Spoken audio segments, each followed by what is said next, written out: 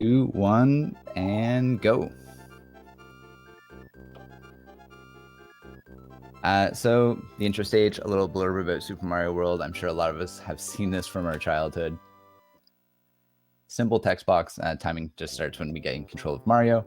It's going to be headed to the right, going into the first stage.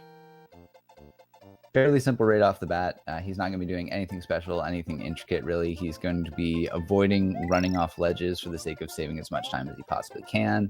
He's going to be skipping the checkpoint in the first few stages, and the payoff from that is going to come once we get to the castle stage. There's one jump that he's going to be doing at the start of the castle stage in which Mario needs to be small to avoid getting hit. So you're going to see him avoid the pipes, he's going to be avoiding the checkpoints, and that is the first stage.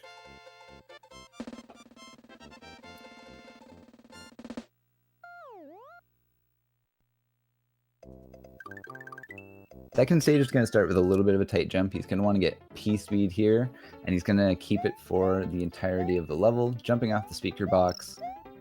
And there you go.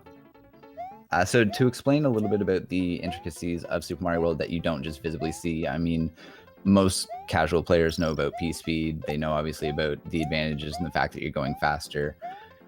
One thing that doesn't stand out is what we call regrab. So what a regrab actually is if you jump and you hold the jump button even when you're falling as Mario, you actually fall at a slower rate than if you're not holding the jump button. So you would think naturally that if you get to the peak of a jump, whether you hold jump through the rest of that or you let go of it through the rest of it, you've reached the peak of your jump, you should fall at the same rate. That's not actually true. So what Super Mario World does is it actually you save a little bit of fall speed by holding jump. So he's going to have some intricacies here in terms of how he's going to basically ride his jump button, whether it be a spin jump or a regular jump, to modify how fast he falls and to kind of regulate his jumps a little bit easier. First world is going to be relatively short.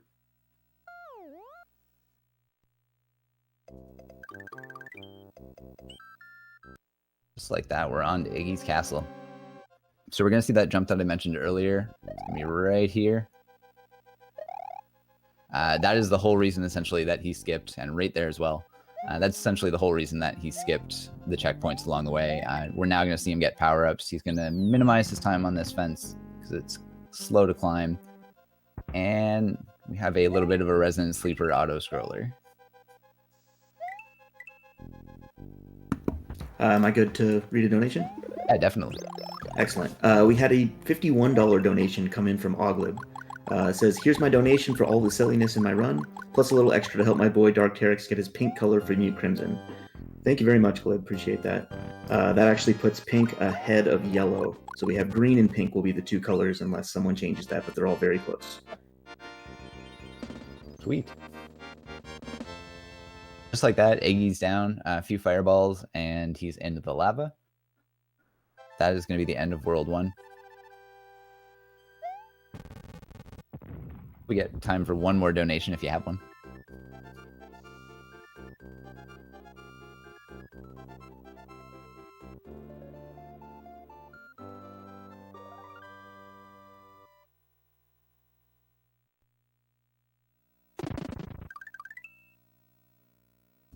So Jack's on his way to World 2.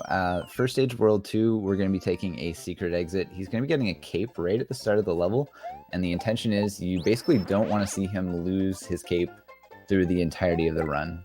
He's aiming to keep this. We're going to fly through this entire level. He's going to go over a block that's coming up here. Over objects off screen, so you're going to see him actually go off screen. He's gaining height while using the cape, and he's going to fly over a pipe.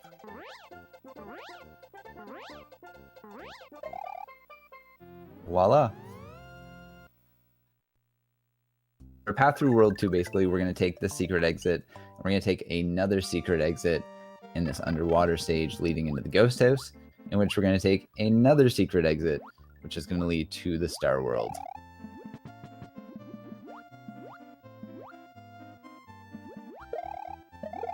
lot of people don't know this. You're going to see him demonstrate it here momentarily. He's going to be grabbing a shell. So he comes up here not only for the sake of the shortcut, but he's going to grab a shell because when you move underwater, you move faster when you're holding an item. And you can actually spin while still holding that item by using your other run button. So you would be using your Y and your X buttons, one to hold down to ensure that you get the extra speed, and the other one to actually spin while you hold your item. One at secret down onto the ghost house. So Jack's going to be doing some pretty advanced strats in the ghost house here. He's going to be using the iframes from the flying of the cape. Little jump over the boo ring, and his goal here is he wants to actually have that boo ring in a certain position because it impacts where this boo ring is here, and that allows him to do the quick fly strat where he just simply flies up with P speed, nice and safe, grabs the P switch, and onto the big boo boss fight.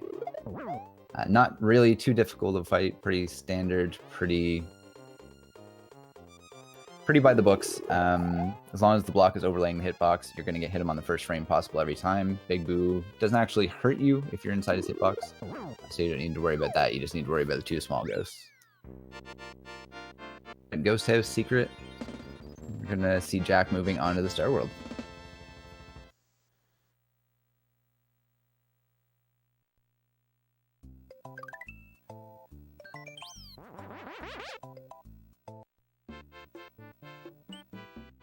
The Star World exits are unique in the fact that if you're doing something like 96 exit, there's going to be multiple. I'm going to see if Jack's going to go for the zips here. It looks like he's playing it safe. Let's see if he goes for this one. Right. So he played it safe there. What you can do on the way down is you can actually save, I believe it's a little over a second by doing zips on the way down. You get Mario lodged in because only a certain amount of the turn blocks can be turning at the same time.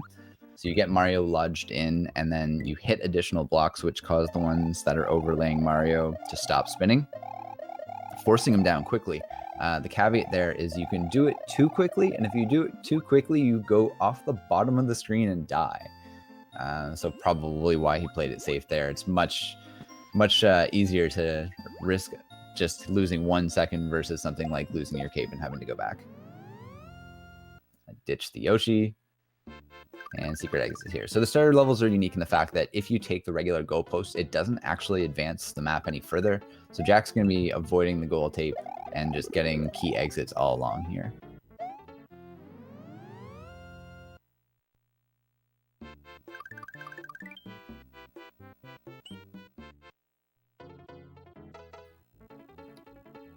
So we're going to see if he's going to go up or down. He's going down, so there's two ways you can tackle this level. One is much safer than the other. If you go the top route, it's probably arguably much safer than doing this bottom route strat. He's going to have to get under a set of Koopas here and then avoid getting on that platform. Now, oh, Jack. Oh, no. Solution here is he can... Okay, so he looks like he's going to take the normal tape. So the normal tape is actually not going to... It's going to give him an exit, but it's not going to give him the exit that he wants. If you pull up a little too quickly when you're trying to gain height with the cape there, what ends up happening is you don't end up getting the extra little flight, and you don't gain any height at all. So he played it safe there. He could have tried spinning in midair. It's not guaranteed because it's not fixed in vanilla. There's some Kaizo games that fix this, but you can spin with X in midair, and he caught the platform there. And if you do so, there's a chance that Mario will turn around. So that would have been one option as well, but where it's not guaranteed, I totally respect the fact that he opted to just not go for it, and he's going to fly down here. Or he's not. I'm not sure if he's aware that he could actually just...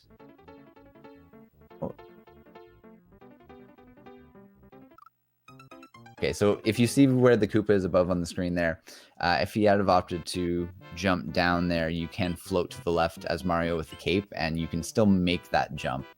And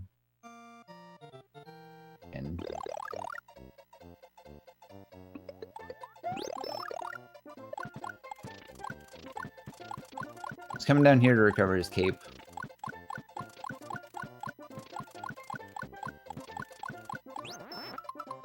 Little start select magic. He's back out. This is the most dangerous Star World level by far. You know, you have one that's a set of blocks. You have one that's a very easy swimming level. You have one that's just flying up immediately as soon as you grab a P-switch right off the bat. So this is definitely the toughest of the Star World levels, and you have to respect the fact that he's going for the toughest strats. So he's making it this time, gaining the height. You got this. Nice. Okay. Star World down.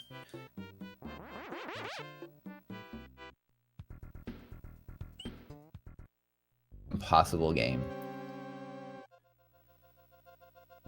What was the first try? 100%. So a little bit of tech here. We see him jumping, and nice. So you can maintain P-speed when you go through the door like that if you jump and bonk your head and essentially go through the door while Mario is still sliding in cape form, and then jump as soon as you enter the next room. You will maintain your speed. He's going to be taking a damage boost here. That's why he swapped over to the Fire Flower. He's got his cape. And not going to be turning on the light because that's just going to add lag and nobody needs that. Stomping through the Mecha Koopa. And into Bowser's door. So he wants cape here for a couple reasons. Ideally, what we're going to see him do is he's going to be flying up, and when the two Mecha Koopas are thrown by Bowser, he's going to hit one of them automatically, which is going to cause that first strike. And then he's going to actually toss the second Mecha Koopa off of the stage. And he's going to wait for Bowser to throw two more. And there's a couple reasons why. So there's the hit. There's the throw. There it is. Very nice. And he's going to save this one. So while the flames are coming down, the reason that he did that is it's faster to get an additional two Mecha Koopas here, save one through the phases, and he's actually going to do a little bit of a cycle skip here in phase 2, assuming that everything goes well. What he's going to do is, this is the bowling ball phase where Bowser turns around upside down and drops a bowling ball. And he normally does it twice, but what you can do is if you hit Bowser at the right time, you can skip a bowling ball. He's going to be nudging the Mecha Koopa, make sure it's not going to wake up on him here. There's the first bowling ball. The second one. That was the skip. He's going to be flying up here, and he's going to be replicating what we saw before. Very nice. So he threw the Mecha Koopas because Jack successfully got the second bowling ball skip there by hitting him with the Mecha Koopa just as he was going to throw the actual bowling ball. So very nicely done.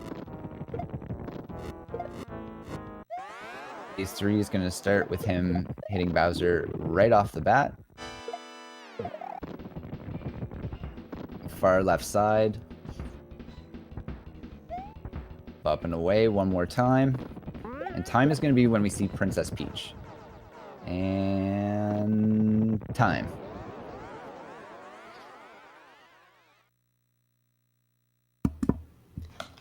GG.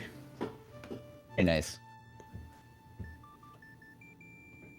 Star World level's tricky for everybody, so that can happen. Other than that, every level was very nicely done, and don't at all disagree with not going for the zips in the other Star World level. It's just not worth risking it over a second.